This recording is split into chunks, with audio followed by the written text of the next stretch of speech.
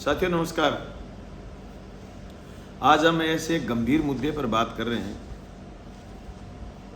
जिस मुद्दे पर पूरे देश का ध्यान है और एक बहुत बड़ा गंभीर सवाल पूरा देश कर रहा है।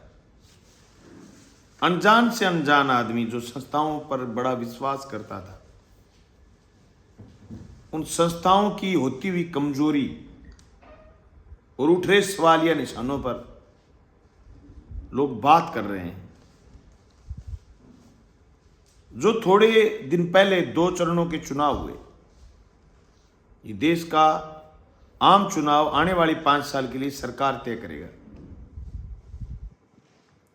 उस चुनाव में जिस तरीके से 11 दिन बाद इलेक्शन कमीशन ने आंकड़े जारी करे, जो वोट पोल हुए पोलिंग मशीन से, उसके बाद जो 5% 6% का डिफरेंस आया है,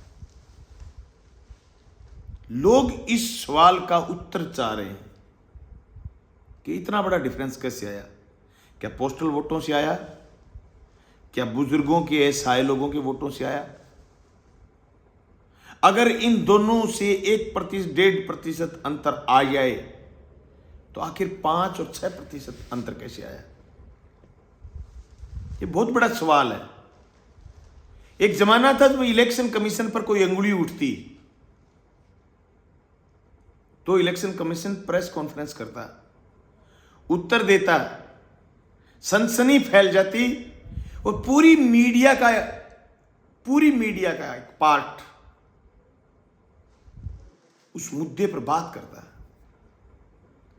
आज लोग सवाल कर रहे हैं विपक्ष के लोगों से कि इसका उत्तर बताइए। उत्तर क्या बताएं? क्या उनको यह बताएं कि निर्भया कांड हुआ,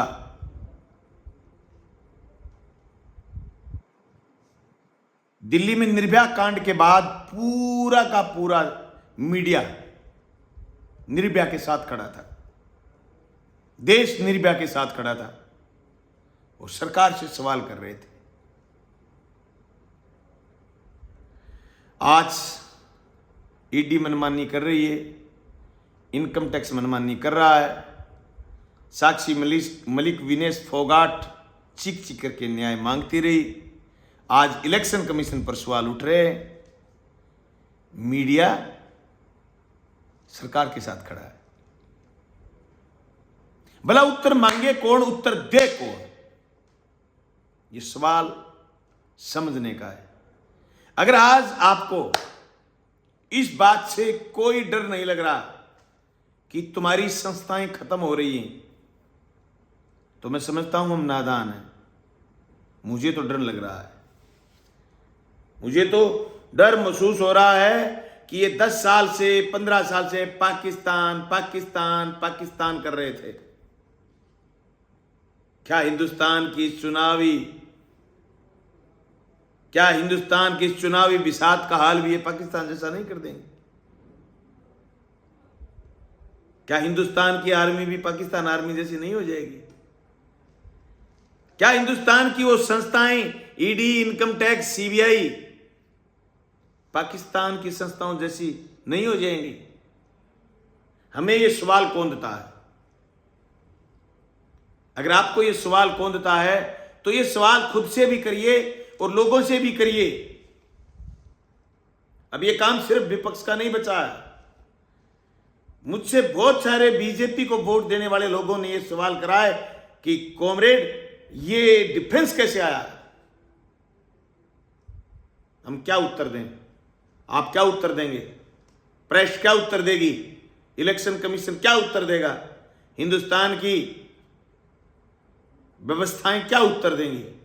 क्या हमारी इस इलेक्शन कमीशन जैसी संस्था जो आचार संहिता के बाद किसी का पक्ष करने की बजाय एक साफ सुथरी सरकार चुनती थी, क्या उसकी एक जिम्मेदारी नहीं बनती कि लोगों को संतुष्ट करे कि इतने पुरुषों ने, इतनी महिलाओं ने, इतने लोगों ने वोटिंग मशीन से, ईवीएम से वोट डाले हैं, इतने वोट पोस्टल वोट से आए हैं, इतने वोट हमारे पास कर्मचारियों के ऑनलाइन पड़े हैं? क्या यह जवाब नहीं देना चाहिए था?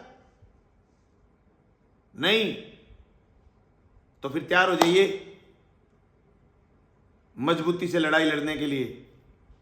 कोई जरूरी नहीं कि हिंदुस्तान का ये चुनाव आपका फेयर चुनाव और आपकी चुनी हुई सरकार फेयर सरकार हो। तो फिर एक ही हल बचता है, जो किसान आंदोलन में काले कानूनों के खिलाफ किसान इकट्ठे होकर के लड़े। मैं अगले 5 चरणों के मतदाताओं से निवेदन करना चाहूंगा। हम भादरा के पूर्व विधायक बलवान पूनिया एक छोटे से कार्यकर्ता हैं। इस डेमोक्रेसी में हम आपसे निवेदन कर रहे हैं कि हिंदुस्तान को बचाना है, संस्थाओं को बचाना है, हिंदुस्तान को मजबूत करना है, तो स्पष्ट फेयर चुनाव करिए और फेयर चुनाव के लिए बोलिए, ताकि आने वाले 5 चरणों में कोई गड़बड़ी करने की हिम्मत नहीं करे। आपका बहुत बहुत धन्यवाद। आप सब साथियों को धन्यवाद। आप समझ गए होंगे कि गड़बड़ कौन कर रहा है, गड़बड़ कौन करवा रहा है और चुनाव आयोग जवाब क्यों नहीं दे रहा है। क्योंकि सुप्रीम कोर्ट का चुनाव आयोग की नियुक्ति से जिस दिन नाम हट गया था, उसी दिन तय हो गया था कि चुनाव आयोग के लोग चुनी हुई वर्तमान सरकार के ही लोग होंगे, जिनकी नीयत पर सवाल उठाए जा सकते हैं। इसलिए चुनाव आयोग से कहना चाहते हैं कि आप अपनी अस्मिता बचाने के लिए, आप अपनी इज्जत बचाने के लिए इस देश के संविधान के अंतर्गत चुनाव आयोग की जो डिग्निटी है, जो सम्मान है, उसको बचाने के लिए फेयर चुनाव कराएं। ऐसी हम उम्मीद करते हैं। जय हिंद, जय भारत, नमस्कार।